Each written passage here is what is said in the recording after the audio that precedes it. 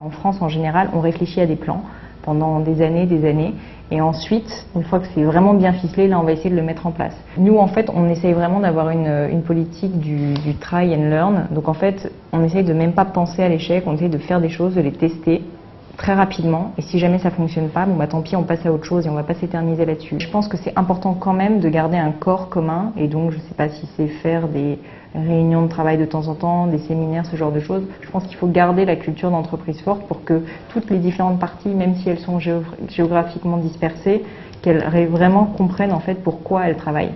Et ça, je pense que ça va être un peu probablement un des challenges en fait des 10 prochaines années. Ça va être qu'en fait, comme on essaie justement d'être de plus en plus individualiste, que chacun va un petit peu dans son petit coin, il faut quand même apprendre à se recentrer et à vraiment garder un petit peu le noyau dur, un petit peu des valeurs pour continuer à avancer. Parce que le problème, c'est que si on n'a pas de but, on ne fait plus rien. Nous, on essaye de laisser une part assez forte à la liberté, à l'innovation, au sein même des équipes, parce qu'en fait, très souvent, les petits jeunes qui sont derrière nous dépassent, et c'est pas plus mal. S'ils sont là, c'est aussi parce que c'est eux la relève de demain.